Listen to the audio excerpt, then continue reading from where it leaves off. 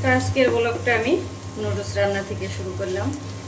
এখানে আমি যে নুডলস রান্না করার জন্য নুডলস সিদ্ধ করে নিয়েছি, আর এখানে আমি 2টা ডিম দিয়ে দিয়েছি। আসসালামু আলাইকুম, কেমন আছেন আপনারা? আশা করি ভালো আছেন। আমরাও আলহামদুলিল্লাহ সুস্থ আছি, ভালো আছি। আবার ডিম ভেজে নেওয়া হয়ে গিয়েছে, আমি এখন নুডলস দিয়ে দিলাম।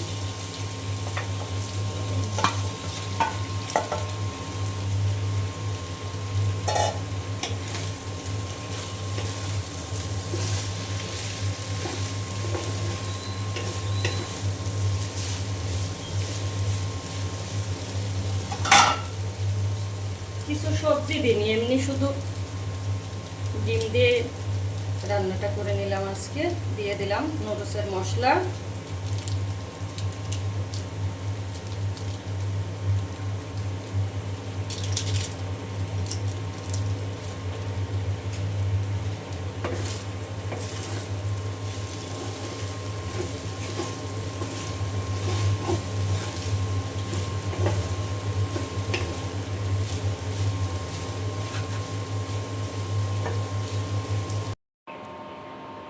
তো এখানে আমার এই যে নুডলস রান্না হয়ে গিয়েছে। আমি এই যে এখন নামিয়ে নিলাম।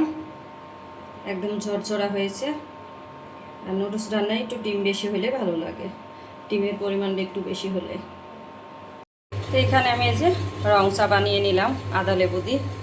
গলাটা আমার খুব ব্যথা, বাড়ি থেকে আসার পরে শরীরটা ভালো না, রোদ্রের মধ্যে ছিলাম ওই দিন, গায়েও জ্বর, আবার প্রচণ্ড পরিমাণে গলা ব্যথা করছে।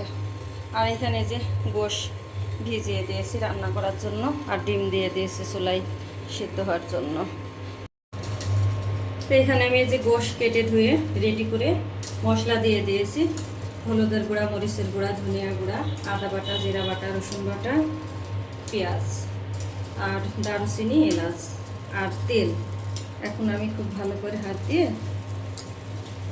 মাখিয়ে নিয়ে বসিয়ে দেবো, হাতে মাখিয়ে বসিয়ে দেবো। কারণ গরু গোশটা আমার না এইভাবে মাখিয়ে রান্না করলেই বেশি মজা হয়। এই যে একটা লবণ, এটা কি হইল,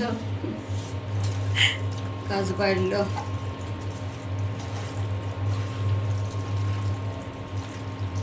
মনে করলাম জোরে চাপ দেওয়া লাগবে, মনে হয় শক্ত, ভাঙবে না, কিন্তু বেশি একটা শক্ত না, অল্প চাপেই দৌড় মারছে। এধার মেয়ে ওধার। অনেক গরম, বড় মেয়ে খিচুড়ি খেতে চেয়েছিল, কিন্তু কালকে বৃষ্টি ছিল, কালকে খিচুড়িটা রান্না করা ঠিক ছিল, কিন্তু আজকে এত গরম, আজকে মনে হয় আর খিচুড়ি রান্না হবে না রে। টেনশন। আমি হাতটা ধুয়ে অল্প একটু পানি দিয়ে দেবো, বেশি দেবো না, শুধু হাতটা ধুয়ে এখন আমি চুলায় বসিয়ে দেবো। এইখানে যে গোশ কষানো হচ্ছে, আমি আর একটু কষিয়ে নিয়ে তারপরে পানি দিয়ে দেব। তো এখানে আমি পোলাও রান্না করব। পোলাও রান্না করার জন্য আমি তেল দিয়ে দিয়েছি, আর দিয়ে দিলাম দারুচিনি, এলাচ, আর এখন দিয়ে দেব আমি পেঁয়াজ।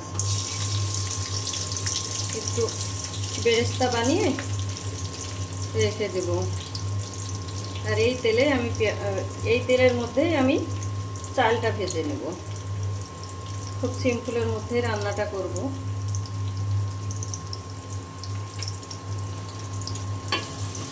এবং পেঁয়াজ বেরেস্তাটা আমি করে নিই। আর ওর পাশে গোশ হয়ে গেছে, নামিয়ে রেখেছি। তো এখানে আমার এই যে পোলাও চাল ভেজে নেওয়া হয়ে গিয়েছে, একদম সুন্দর করে ভেজে নিয়েছি। এখন আমি দিয়ে দেব পরিমাণ মতো পানি, গরম পানি না, এমনি আমি নর্মাল পানিটাই দিয়ে দিলাম।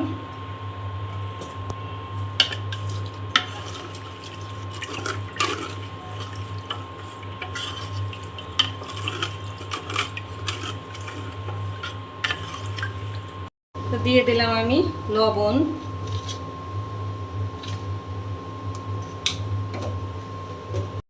একটু আদা রসুন বাটা।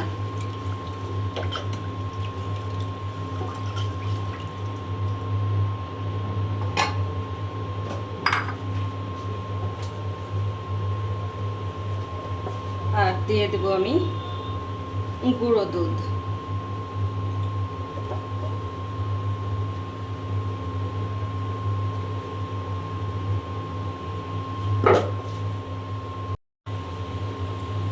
তো এখন আমি খুব ভালো করে নেড়ে চেড়ে দেব।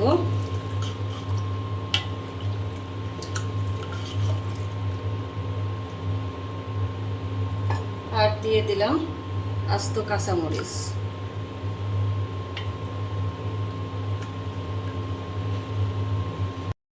তো এইখানে যে পোলাওটা ফুটে গিয়েছে যে সুন্দর করে, আমি চুলার জালটা কিন্তু কমিয়ে দিয়েছি। এখন কমিয়ে দিয়ে আস্তে আস্তে আমি দমে দিয়ে রান্নাটা করে নেব। এখানে আমি কিশমিশও দিয়েছি। কিশমিশটা যদি তেলে ভেজে দেওয়া যায় খুব সুন্দর ঘ্রাণ বের হয় পোলাও থেকে। আমি এখন দমে বসিয়ে দেব। কারেন্টের চুলার উপরে দমে বসিয়ে দিলে কিন্তু খুব সুন্দর মতো হয়ে যাবে। আর এখানে তো যে পেঁয়াজ বেরেস্তা একটু উঠিয়ে রেখে দিয়েছি, ওইটা আমি পরে দেব, ওই জন্য রেখে দিয়েছি। তো আমার ভিডিও যদি ভালো লাগে আপনাদের, আমার চ্যানেলটি সাবস্ক্রাইব করে আমার পাশে থাকবেন, লাইক কমেন্ট শেয়ার করবেন। আর ভিডিওটি কেউ টেনে দেখবেন না। আর আপনাদের একটি লাইকে আমার ভিডিওটি আপনাদের মতো আরও অনেক ভাই বোনের কাছে পৌঁছায় যেতে সাহায্য করবে।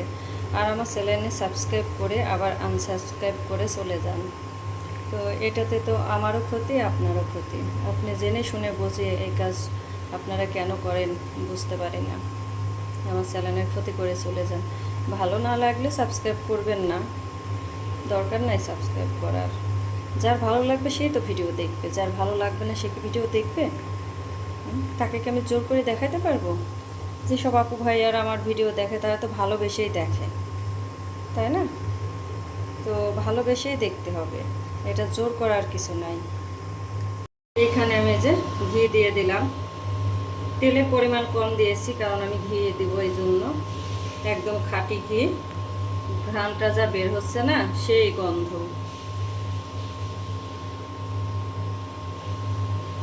আমি একটু বেশি পরিমাণেই দিব কারণ ঘির ফ্লেভারটা আমার অনেক ভালো লাগে।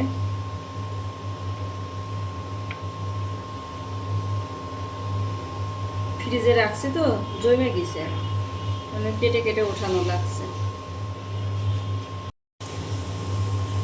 এখন আমি যেই বেরেস্তাটা করে রেখেছিলাম দিয়ে দিলাম।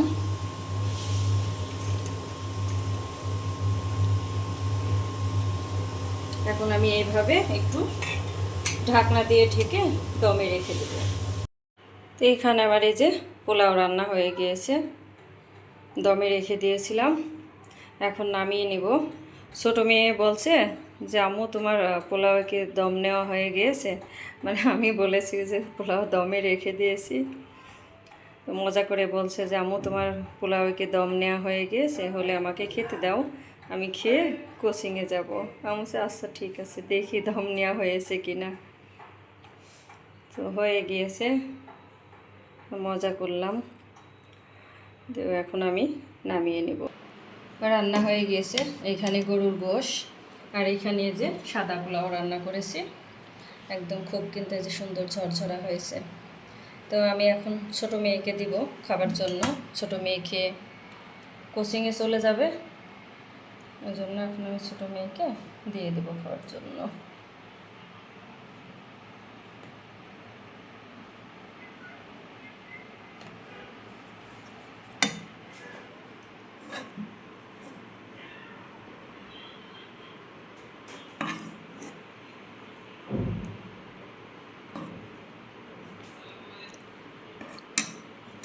তো ভিডিওটি আমি আজকে এখানেই শেষ করব।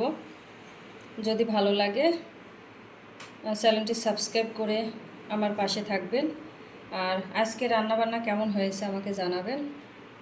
আর ভিডিও দেখার শুরুতে প্লিজ একটি লাইক দিয়ে ভিডিওটি দেখা শুরু করবেন। আর ভিডিওটি কেউ টেনে টেনে দেখবেন না। আর চ্যানেলটি সাবস্ক্রাইব করে কেউ আনসাবস্ক্রাইব করবেন না। আমি যার চ্যানেল সাবস্ক্রাইব করি তার চ্যানেল কখনোই আনসাবস্ক্রাইব করি না। তো ভিডিওটি আমি আজকে এখানেই শেষ করব। যদি কথার মাঝে কোনো ভুল ত্রুটি হয় প্লিজ ক্ষমা দৃষ্টিতে দেখবেন। আসসালামু আলাইকুম।